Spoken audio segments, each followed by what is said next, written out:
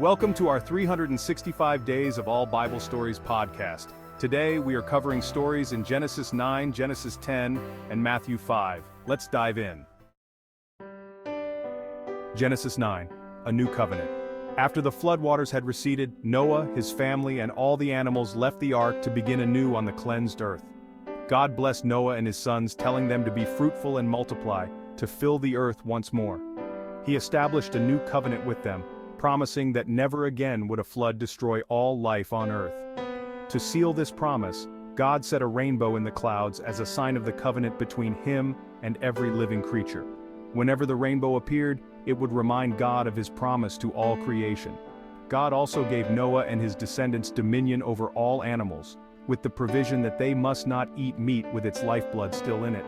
He reiterated the sanctity of human life, declaring that anyone who sheds human blood would have their own blood shed by humans, for humans are made in the image of God. In a moment of weakness, Noah became drunk and lay uncovered in his tent. His son Ham saw his father's nakedness and told his brothers Shem and Japheth, who then covered their father without looking at him. When Noah awoke and learned what Ham had done, he cursed Ham's son Canaan, while blessing Shem and Japheth for their respect and care. Noah lived for 350 years after the flood, and his descendants spread across the earth, forming the nations. Genesis 10, the Table of Nations. Genesis 10 records the genealogies of Noah's three sons, Shem, Ham, and Japheth, who repopulated the earth after the flood. This chapter, often called the Table of Nations, lists their descendants and the regions they settled. Japheth's descendants spread across the coastlands and islands, forming the ancestors of various maritime peoples. Ham's descendants settled in regions such as Cush, Egypt, Canaan, and parts of Asia and Africa.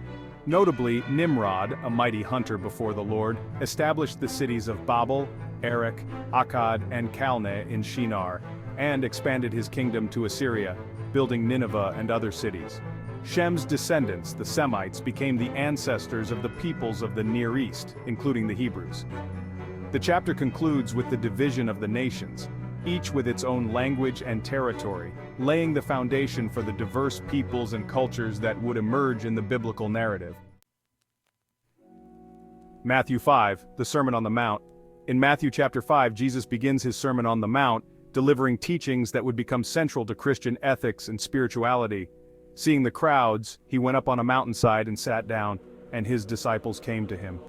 Jesus began with the Beatitudes, a series of blessings on those who embody the values of the kingdom of heaven. Blessed are the poor in spirit, for theirs is the kingdom of heaven. Blessed are those who mourn, for they will be comforted. Blessed are the meek, for they will inherit the earth. Blessed are those who hunger and thirst for righteousness, for they will be filled. Blessed are the merciful, for they will be shown mercy. Blessed are the pure in heart, for they will see God. Blessed are the peacemakers, for they will be called children of God. Blessed are those who are persecuted because of righteousness, for theirs is the kingdom of heaven. Blessed are you when people insult you, persecute you, and falsely say all kinds of evil against you because of me. Rejoice and be glad, because great is your reward in heaven. Jesus continued by teaching about the importance of being the salt of the earth and the light of the world, emphasizing that his followers must let their light shine before others so that people may see their good deeds and glorify their Father in heaven.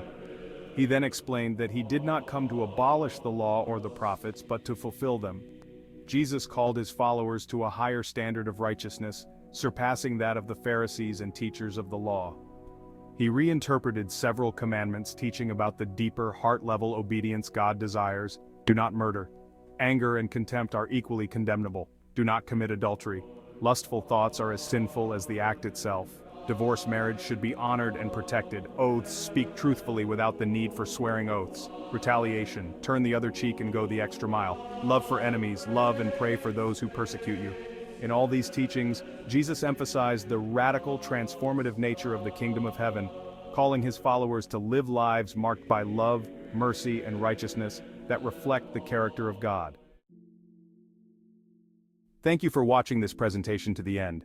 Please find links to useful resources in the video description section and on the pinned comment. Don't forget to like, share, subscribe, and comment. Until the next video, may the Lord bless you and keep you. May the Lord make his face shine upon you and be gracious to you. May the Lord turn his face towards you and give you peace. Amen.